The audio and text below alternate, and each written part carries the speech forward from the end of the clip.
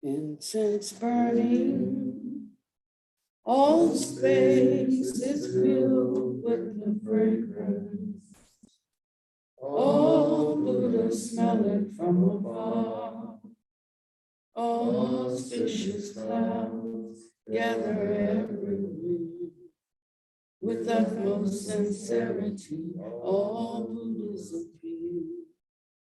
We pay homage and offer clouds of incense to the Bodhisattvas and the Mahasakas. We pay homage and offer clouds of incense to the Bodhisattvas and the Mahasakas. We pay homage and offer clouds of incense to the Bodhisattvas and the Mahasakas.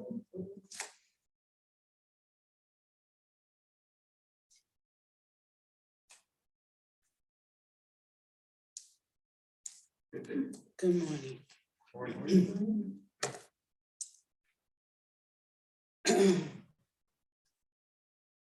Today I'd like to, I need this.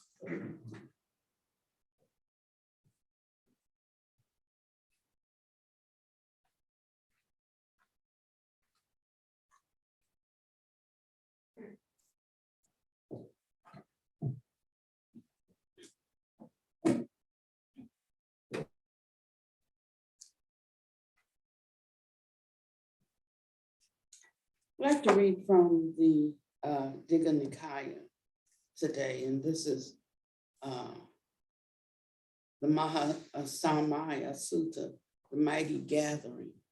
Devas come to see the Buddha. Thus have I heard, once the Lord was staying among the Sakyans in the great forested capital of Batu, with a large company of some 500 monks. All were arhats, and devas from 10 world systems frequently came there to visit the Lord and his order of monks. And it occurred to 4 devas of the pure abodes, the blessed Lord is staying at capital Batu with a large company of 500 monks, all arhats. What if we were to approach them and each recite a verse? Then those devas, as swiftly as a strong man might stretch forth his flexed arm or flex it again, vanished from the pure abodes and appeared before the Buddha. Then they saluted him and stood to one side. And one of them recited this verse: great the assembly in the forest here. The devas have met, and we are here to see the unconquered brotherhood. Another said, the monks with concentrated minds are straight. They guard their senses as the driver does his reins. Another said, bars and barriers broken, the threshold stone of lust torn up, unstained, the spotless seers go like well-trained elephants. And another said, who takes refuge in the Buddha, no downward path will go. Having left the body, he'll join the Deva hosts. And then the Lord said to his monks, monks, it has often happened that the devas from 10 world systems have come to see the Tathagata and his order of monks. So it has been with the supreme Buddhas of the past, and so it will be of the Buddhas in the future, as it is with me right now. I will detail for you the names of the groups of devas, announce them, and teach them to you. Pay close attention, and I will speak.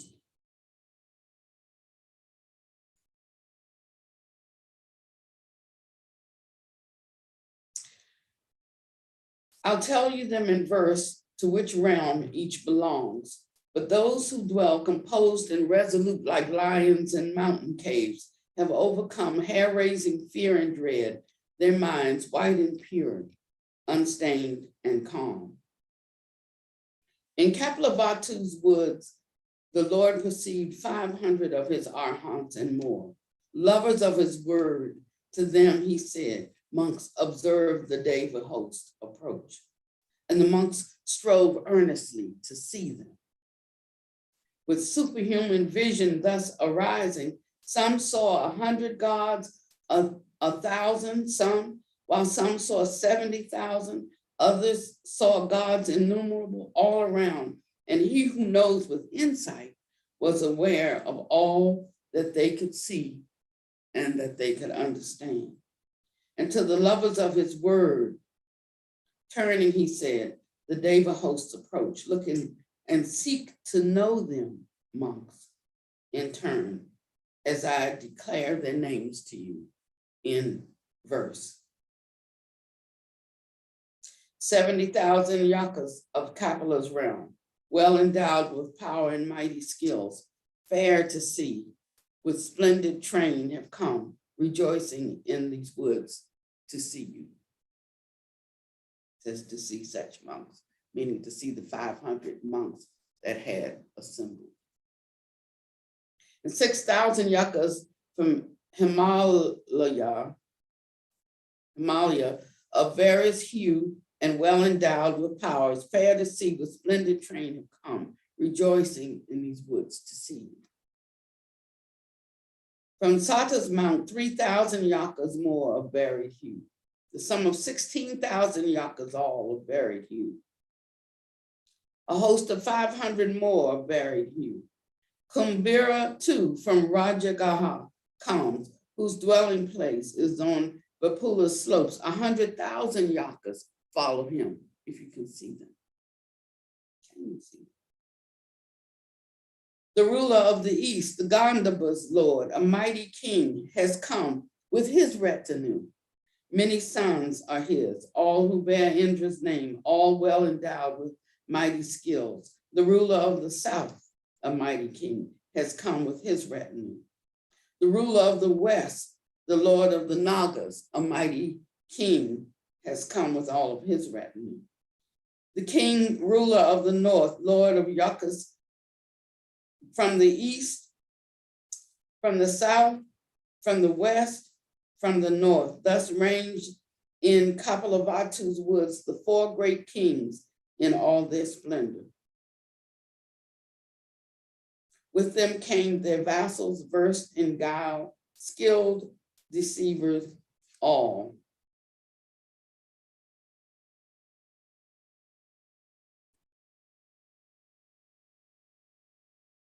And the twice-born, winged and clear of sight, fierce Garuda birds, the Nagas' foes, they also have come, flying here.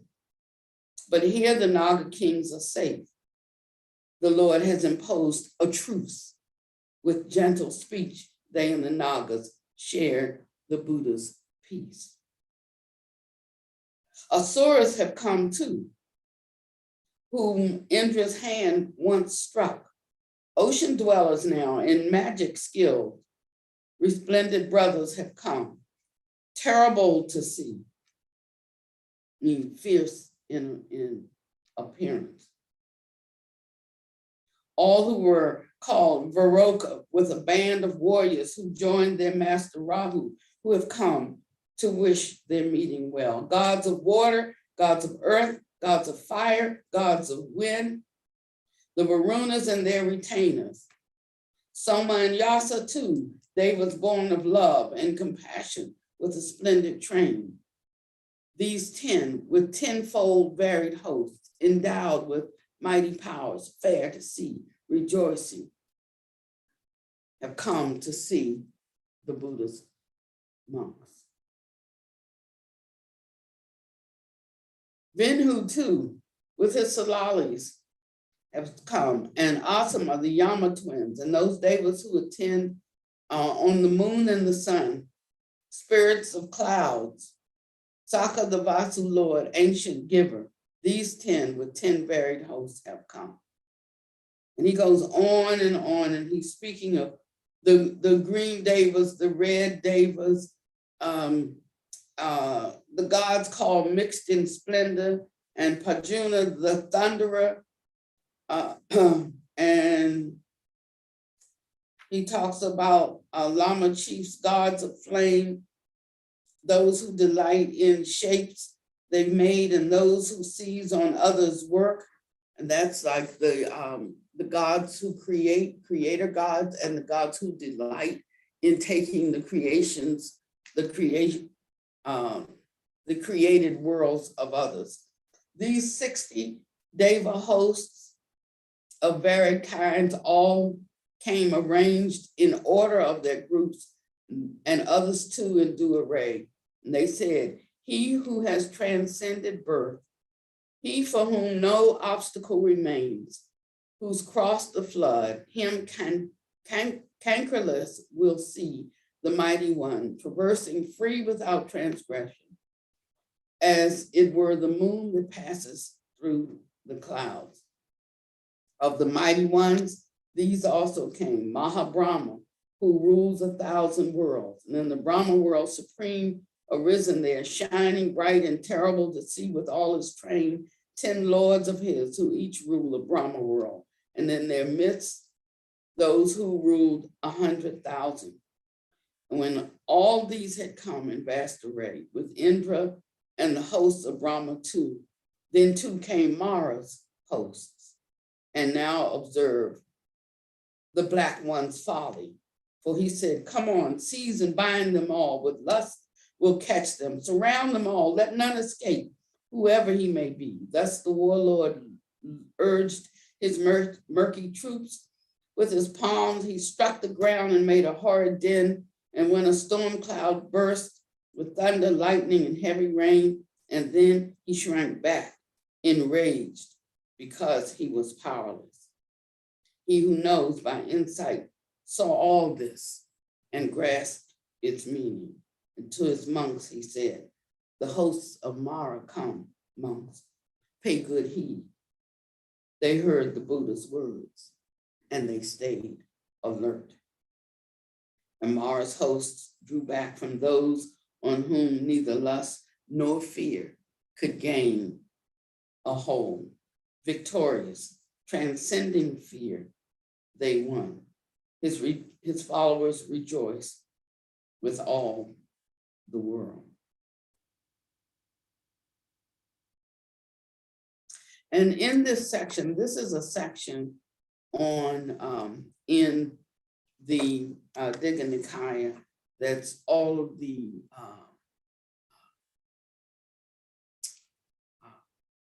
that shares the relationship that the Buddha had with beings not of this world. And when we think about beings, we normally only think about beings that give us fear, that bring about fear and trepidation. We think about beings that frighten us. We think about darkness. And if you look at the times now, that's like all that's coming out on TV, because people are so consumed by fear and so consumed by anger that they are the vibration of the mind is resounding throughout the universe, and it's attracting and drawing those who are like-minded, but may be of different constitution. So my sister was, she was bipolar for a decade. They thought she was schizophrenic, and she was in a mental institution for 10 years. And in those days, they didn't know anything about bipolar. And so they would give her shock treatment. And so for 10 years, she had shock treatment in the institution. And then they discovered that bipolar in part comes from a insufficiency of lithium in the body. And then they one day, like prescribed almost St. Elizabeth was full of, you know, either schizophrenic or bipolar people. And they put them all on lithium, opened the doors and let everybody out of the mental institutions. And they had to figure out how to live, and their families had to figure out how to help them. And they put them on lithium. But once she came out of the institution and she was living amongst people who weren't in that environment and pitted against one another and used and abused, and her life began to turn around and she became somebody else. She found that part in her, you know, that had value, that part of her that could identify with others, that part of her that the goodness that was in her. And so, and she lived a full life. She went back to college. She got her 2 master's degrees. She wrote 3 books, and she worked until she got Alzheimer's, and ultimately passed. That was my oldest sister. But what the Buddha was trying to show them, because he was preparing at this time to leave. He had told Ananda that he was going to be leaving. Don't waste time. And Ananda paid it no mind. Saw the Buddha so good he wouldn't leave us. He told him a second time, you know, be heedful, cultivate. Ananda did not awaken while the Buddha was alive, right? Because I got the Buddha right here.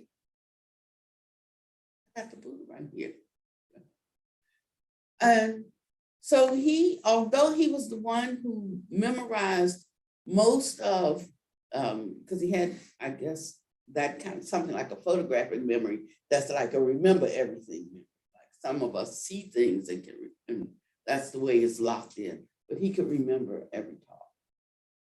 And of all of the disciples, he's the one who heard every talk and memorized, could recall every talk, yet he himself did not awaken until after the Buddha entered paranirvana. So the third time Buddha told him, now he's paying attention. He says, oh no. He says, may the Buddha stay a long time.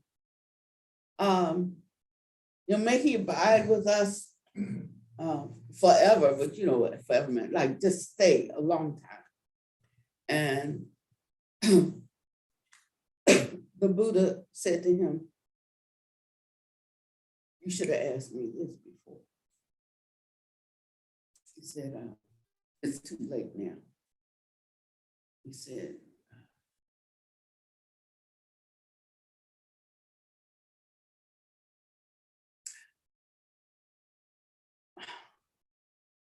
it's your fault. He said, it's your fault that I'm leaving. And, that's a heavy something to drop on somebody, isn't it? I mean, and like your favorite, it's your fault that I'm leaving. Because you could have asked me to stay, and I would have stayed. I gave you the chance to ask me.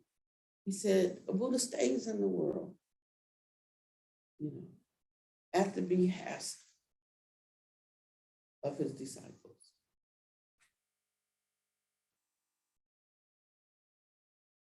He said, but you didn't ask me to stay when I said I'm going. The second time, I repeated it. You didn't ask me to stay. And he said, now this is done. He said, from here on. He said, well, who's going to be our teacher? He said, when did I ever say that I was your teacher? Of course, he did say on many occasions, right, that he was the teacher. he said this. He said, let the teachings be your teacher. All that I have taught you, that is the true teaching.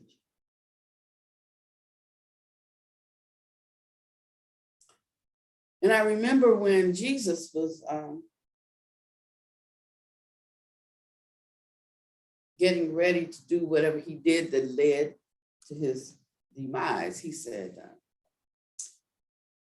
you know, henceforth, I no longer call you servants, because servants don't know what the master does.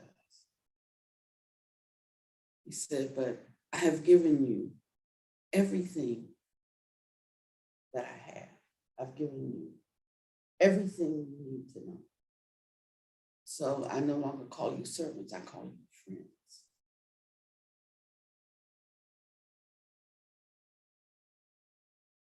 And when Jesus died, because nobody believed that he would, you know, when he left his body, his work finished, and said basically that my teachings be your teaching. Said they got up and they didn't know what to do. They didn't know what to do. He said they went fishing because they were fishermen. You know, in their grief and in their sorrow, they didn't know what to do because the master was gone. But he said, it's not the personality,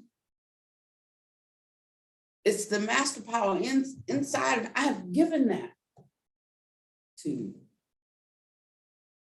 So be diligent, cultivate, be a lamp unto your own feet and a light unto your own path. He knew he had done his job. I was reading something in one of Buddha Master's discourses last night, and I was creating a little blurb for the first course tonight. And I didn't know if I was supposed to use this, you know, like this is his close-in organization. They get real tight around his stuff because they're really enamored with him. And I understand that because I love him in the same way. I also listen to what he says. And I try to do what he says. And he said,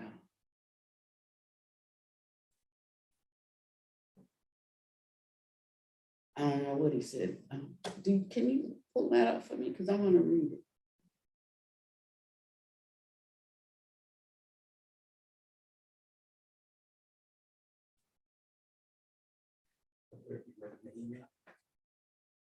Yes, just the,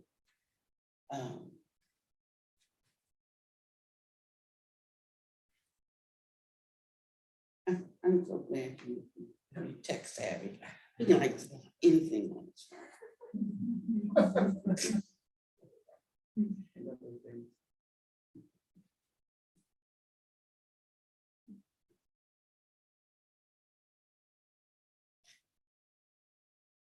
He says of himself, I'm giving a direct quote. So I am an incarnation of Dorji Chang, the primordial Buddha, also known as Samattabhadra or Vajradhara in Tibet. What is our Buddha Dharma lineage? It is simply the lineage of Shakyamuni Buddha. I'm not like other masters who have lineages. I only have the lineage of Buddhism. If you are a Buddhist, Shakyamuni Buddha is your leader.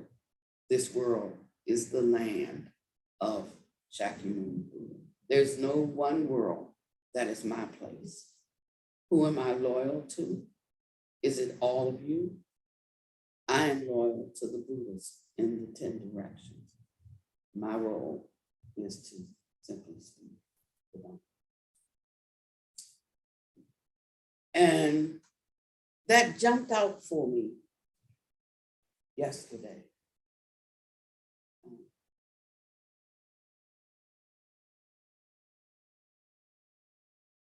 And I'm gonna have to leave town for a couple of days. I have to go out.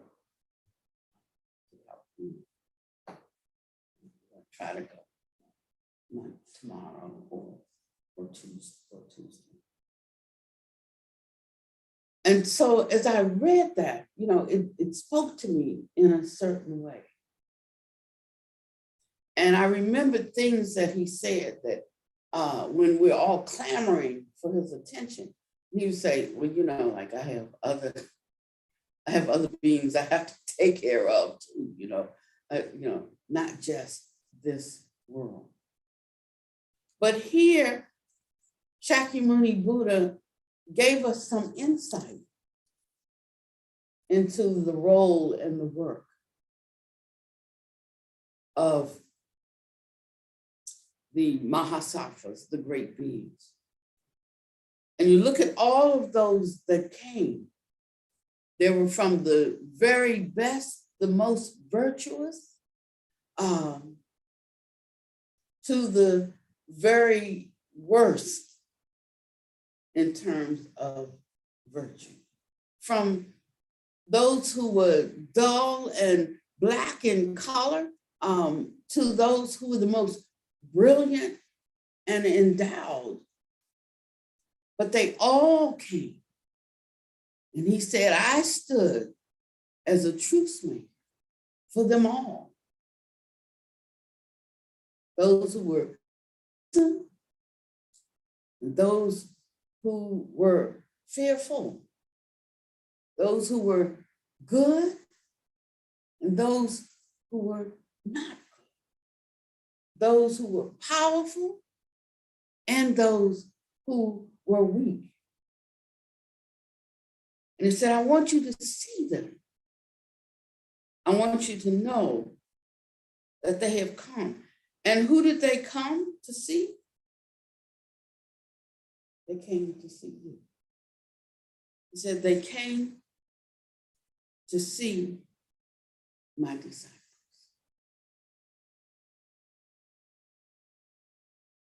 He said some had gentle speech, and some had harsh speech. Some were skilled in magic, and some had no such capabilities. But he was the teacher of them all. This Dharma that he taught. I'm just trying to give you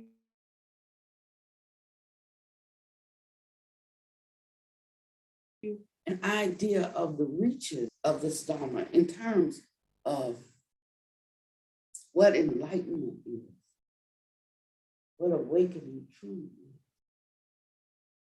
as opposed to whatever it is we're doing.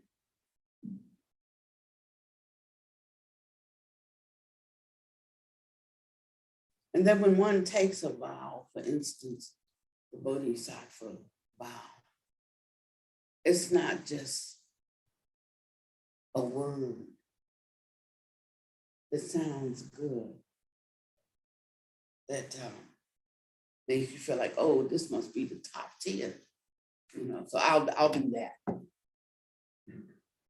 I'll be that. Someone told me today, not today, this week, that she wanted to be that because that, like the thing, to be. And I said, but you don't hold the virtue to be. You have to be able, you can't just say you'll be it. You have to really have the heart mind.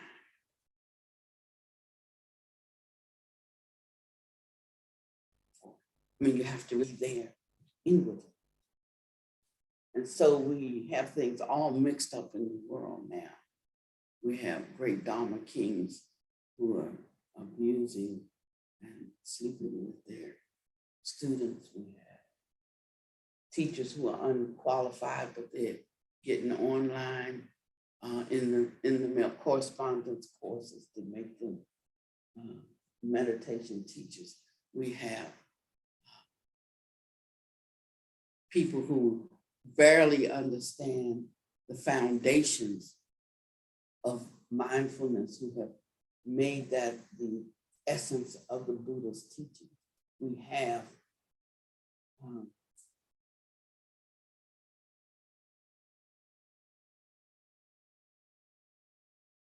we come to the Dharma ending.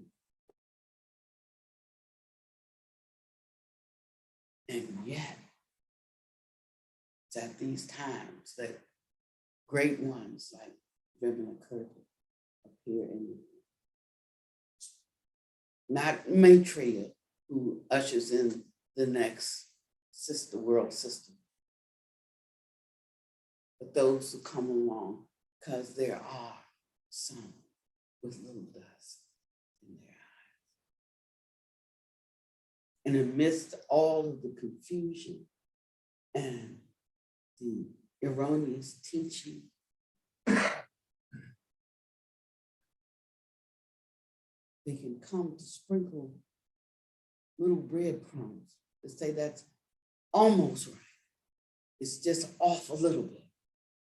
But you know, if you start on a trajectory and you're off a little bit, by the time you get down the road, you're so far off, you don't know that there is a road. You're on another whole path, but you think that it's this. And that's the shape we find ourselves. We've spent years, some of us, decades, just a little bit of error, just a little. We're now 2 decades down the road, and we don't even know where the path is. We don't even know what the path is. We just come up with something and we just keep that going because everybody's sort of in agreement with that.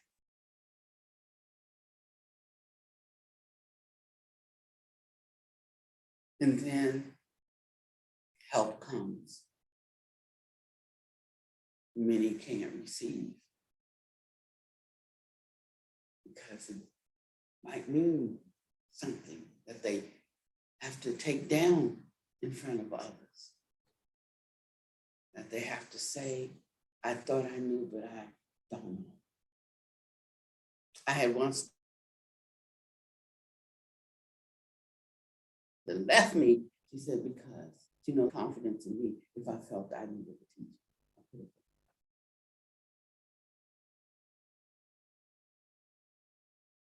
But if we really want the truth, want to know the truth, we have to let go of the hindrance of knowledge.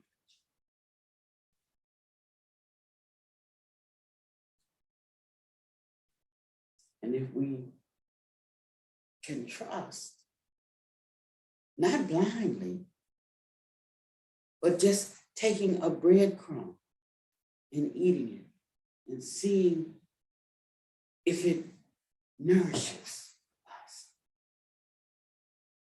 if it has some nutriment there that makes us stronger. I'm on a diet. Well, it's a life change, changing my eating habits. And I noticed in a short time, like a couple of weeks, how much better I felt. I couldn't exactly put my finger on it. All I know is that when I go to the doctor and I'm telling him I'm hurting everywhere and I'm this and I'm that, and he said, oh, your blood work's fine. So I'm like, well, then maybe my problem, I don't know, not in the blood or your machines can't be. I'm telling you, I'm not fine. I'm living me. I'm doing me, and I'm not fine. And you're telling me, well, we did these tests, you got the right amount of zinc and the right amount of stuff. Like, what else you got? What else you got? Because I'm not fine. So I go to this other doctor. He used to be a regular doctor, and this ain't no thing about doctors. If anybody's tuning in, I'm not talking about like that. It's something breaks a arm or breaks my arm or leg, take me to a doctor and let them put that bone together, patch it. If I have, there's places for them in my life. So I'm not knocking doctors. I'm just saying that sometimes to get to the root cause of something, you have to know the one who knows the path to wellness, not the one who majors in disease. That's all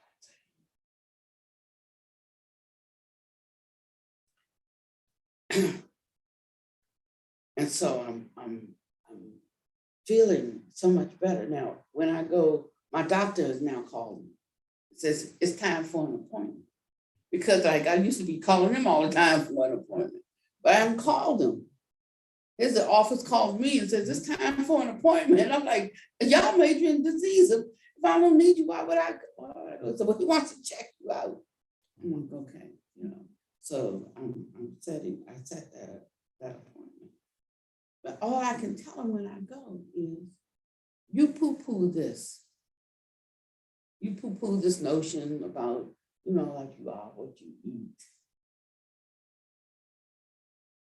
what you consume, what you take in becomes your thoughts. It becomes part of you. We think we're just doing something out here, or we're just thinking something out here, but actually it's the substance of which we are made.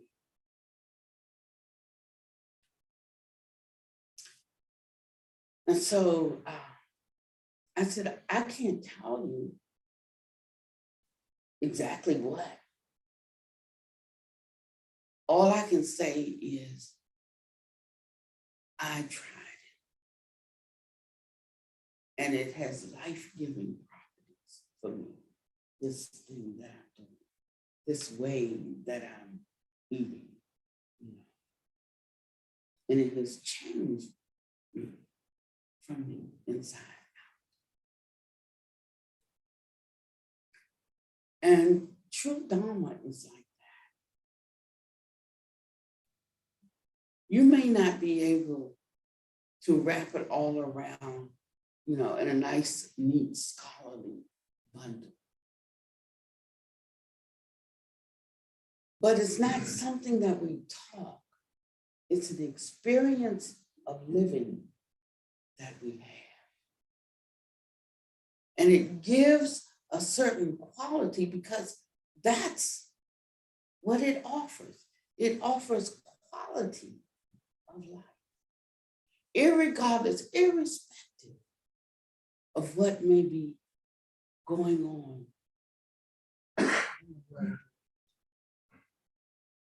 So when everyone is losing their peace, you can still have your peace. When you come up against obstacles that you can't win, you can rejoice in losing. It produces a mind state that becomes firm and unshakable, so that the sorrows of the world cannot touch you. And when one is in that place, then one knows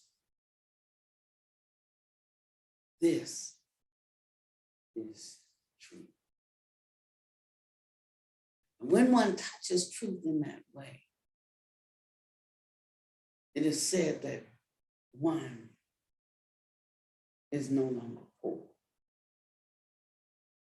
It is said that that one has gained the essence of life. The peace that we're looking for in the suttas, that we're looking for in the discourses, that we're looking for in the treatise, it's not there. It's in Him. Those are just the roadmaps, and the map is not the territory. So unless our inquiry exceeds those of the scholars, we will exert effort until we die and never attain. But if we correct course, if we can, an object in motion remains in motion, right? That's some law. I'm not good with that science stuff, but that's a law of physics or okay. Object in motion remains in motion until there is something that stops it. But for this, we have to stop. We have to stop ourselves and self-correct. So he said, be a light unto your own feet. Be a lamp unto your own path. And that takes courage. It takes courage to go against the stream. It takes courage to not care about being popular or somebody's darling. It takes courage to really look at oneself, not as you like to see, but as you are. It takes courage to stop midstream and go in a different direction to get back on the path. But all while one is doing that and others are looking and talking and speculating, that one who has the courage, happy is he. So I said to this person,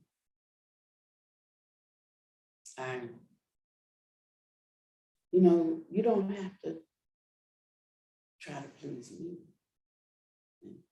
I'm not trying to please you. This pleasing each other, that's a human construct.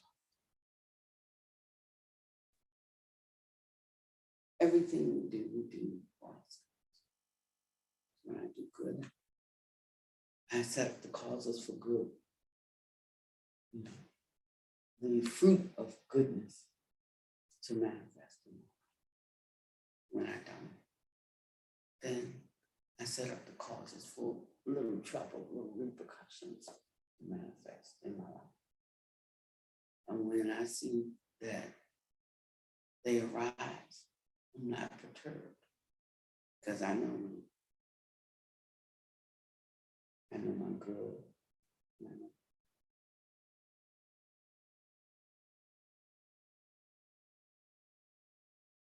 And when we spend each day, each moment in that way, knowing our good and knowing our not, knowing what is good and doing what we know is good, this path will become easy. It will become a joy. Most of all, we're not perplexed. It's said that the Buddha taught 84,000 different methods to avoid. It doesn't take all 84,000. So we don't have to become lifelong students. We should graduate.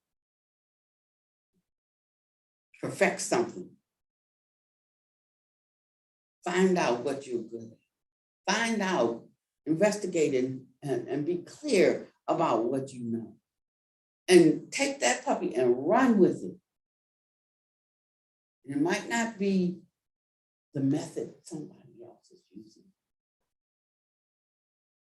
It might not be the same teaching that really invigorates someone else. I mean, you might read that and like, you're just like, what? You don't get anything from it. And that one's not for you. But find what is for you. Make this thing, now I'm going to use the word, make this thing personal. And keep listening to the Dharma, the value, the benefit of listening. The Dharma talks is they will point out your shortcomings, and so that you can quickly overcome.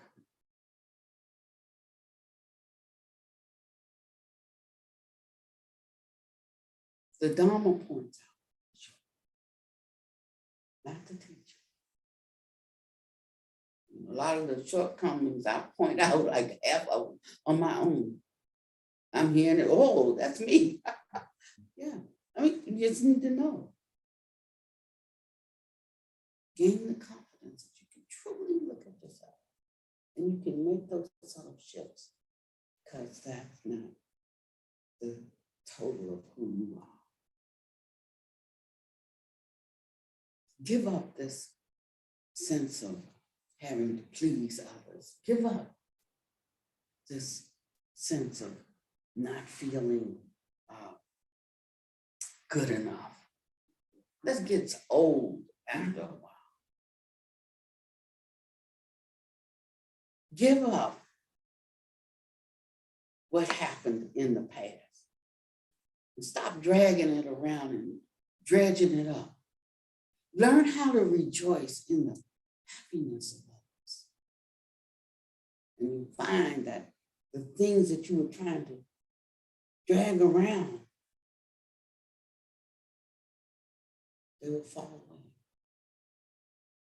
That's how you make them fall away. Rejoicing, it's great to rejoice in your own happiness. But it's even greater to rejoice in the happiness of others. It's great to rejoice in the happiness of your family, the prosperity of your family, but it's even greater to rejoice in the prosperity and the safety of others.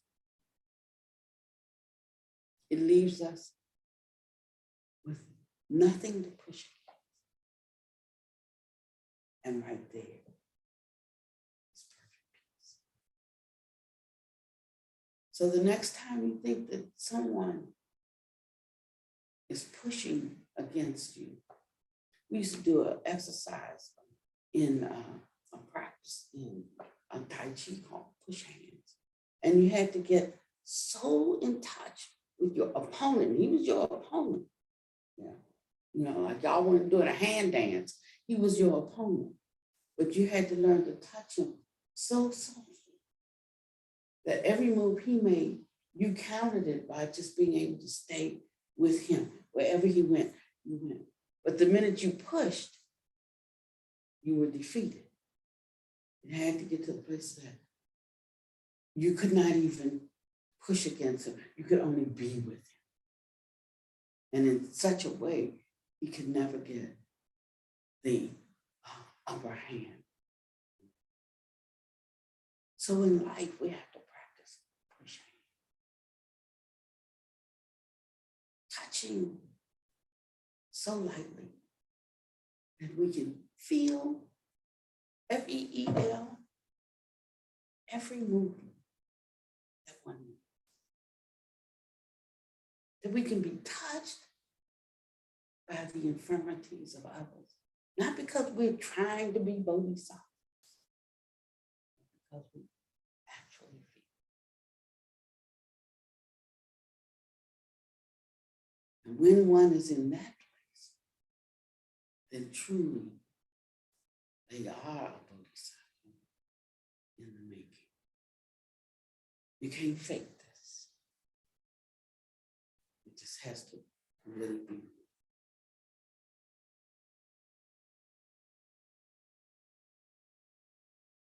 And then you're not concerned about what tomorrow will be. Because you have created, there's a pseudo I'm gonna do. I just saw it yesterday. I requested it, I don't have it. And it speaks of creating. I think we listed it in the course. But it's in these ways that we are creating our world. This world that we live in, we created this. We don't like this. We have to create something. But we can't create something else with the same mind that created it. So one can be right in this world and be in Nibbana. Because Nibbana is not a place. It's a state of being.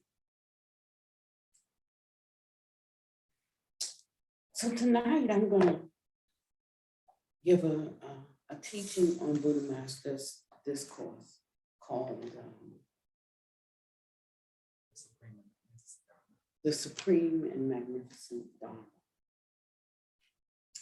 And it is full of wonderful self-correcting nuggets. And you should have all in this room should have gotten an email. If you didn't, please let Sita know. So it's 4 weeks on Sunday at 5, where we're gonna take a deep dive. And from this one discourse, there are 7 or 8 specific questions that we're going to be able to know the answer to all the time. Starting with, what is the purpose of studying Buddhism? And if I asked each one of you in this room, we probably have whatever this is. We probably have 20 different answers. There was one primary answer. Everything else just goes with the territory. We should be clear. We should know.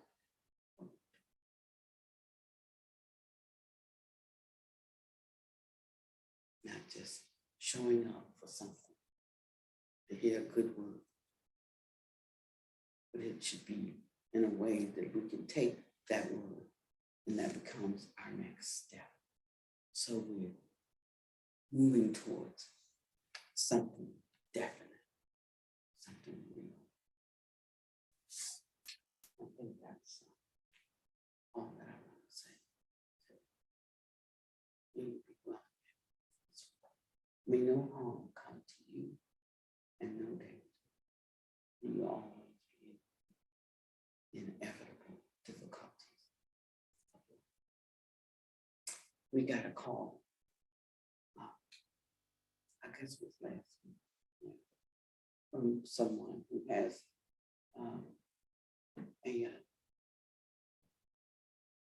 some land, conservation land, 28 acres. It's all laid out. Center there. They have a house, small house on the land now. And the gentleman has asked us to come and look and see if we have, it's in Charlotte. If we have some mutual interest.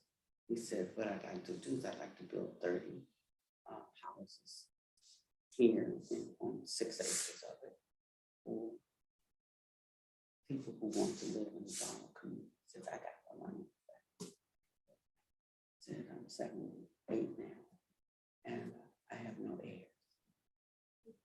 And I want to do something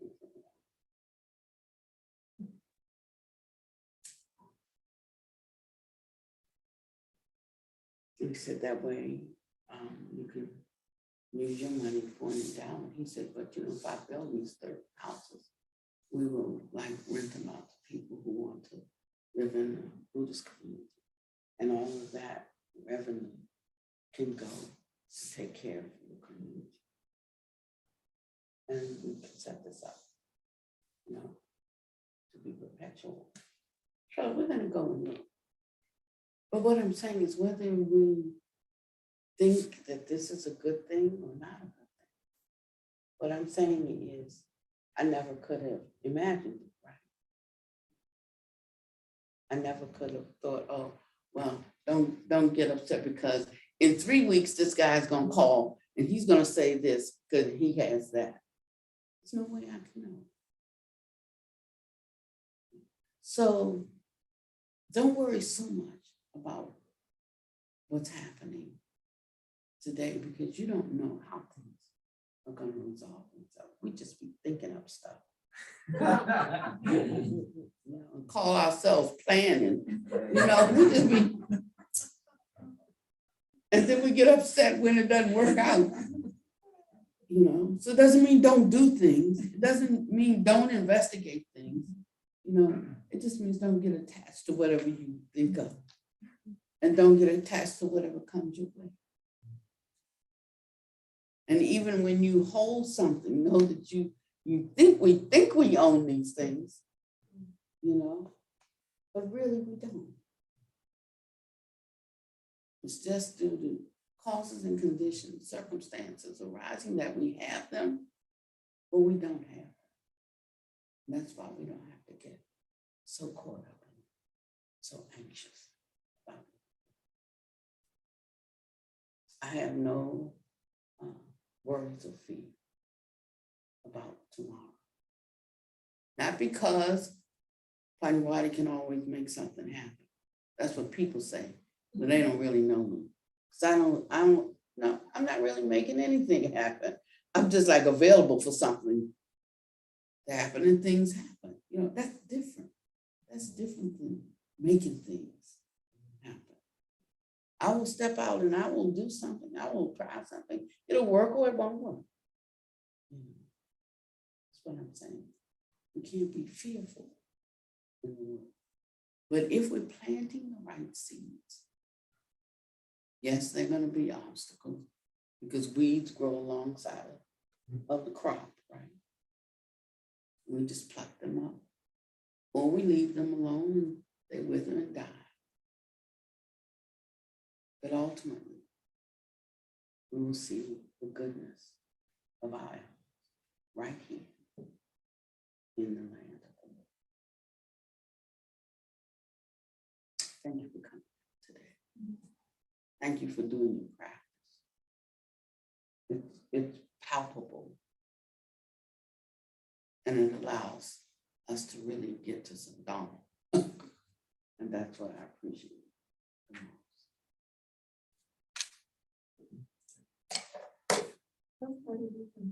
Oh, Panya Deepa is doing so much better. Now, obviously the infection is gone, because he's weak, but you know how you can tell when someone's on the mend, as opposed to going down, they're like going up. But you have to remember that sometimes you never get back up to where you were. And so there's no expectation of that. So we're moving him towards, we're re-equipped in the house. And it was one reason why I didn't want to move too fast in the beginning. Like if I had put the arm rails on the hall walls and all of that, that would have been for nothing because he needs to have a chair, a wheelchair. He's not going to be walking around, they don't think, in the ways that it was before. So it's things like that. And this is all a part of what things are, yeah. But in terms of his spirit, he's very bright. Yeah, he is. Sometimes he loses touch, but his Dharma is like, dang, It's like crystal clear, you know. He can pop out you and you don't even know, you know, you don't even know he hit you. You know, it's just like he can like just say something, he just cuts right through, you know, no time to lose, man. You know, nothing really else really matters, you know, and so don't worry.